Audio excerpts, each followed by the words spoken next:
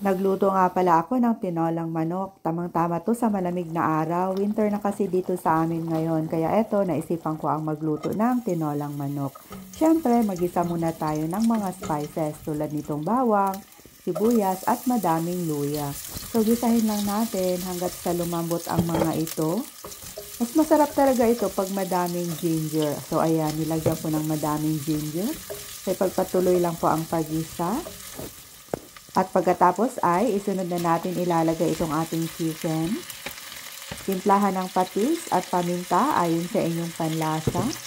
Pag ako kasi magluto, lalagyan ko talaga ng fish sauce. Hindi mawawala yung fish sauce sa aking lutuing ulam. I'm a fish sauce lady. So, ayan, lutuin lang natin hanggat sa maging mag-light brown na po. Ipagpatuloy lang ang paggisa hanggat sa lumabas na po yung kanyang natural oil. So, pag ganyan na po, ay pwede na nating ibuhos itong ating pangsabaw. So, mga about 3 1/2 cups of water po yung nilagay natin.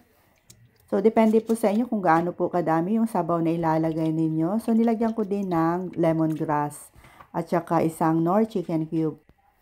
Takpan lang muna natin hanggat sa maluto at lumambot itong ating chicken. Ang paglagay ng tanglad ay optional lang po ito. So, depende po sa inyo kung lalagyan nyo or hindi. Kasi pag kami nagluto ng tinola, ay nilalagyan namin ng tanglad. So, dahil masebo at ma-oily itong ating chicken, yan, binawasan ko ng oil for healthy wise. At pagkatapos ay, isunod na natin ilalagay itong ating sayote. Timplahan ng asin ayon sa ating panlasa. Takpan ulit natin at lutuin ng mga about 5 minutes. Hindi naman kailangang matagal ang pagluto nitong sayote dahil madali lang naman itong maluto. So, ayan. So, kailangan medyo half cook lang. At pagkatapos ay ilalagay na natin itong ating malunggay or moringa.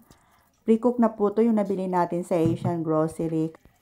Ayan, pakuluan lang natin ng 1 minuto at pagkatapos ay pwede na nating hanguin. Timplahan ng patis o paminta kung kinakailangan. At pwede na nating iserve habang mainit pa. So, i-try nyo na din itong lutuin mga mamshay at siguradong magugustuhan nyo rin po. Tara, kain po tayo.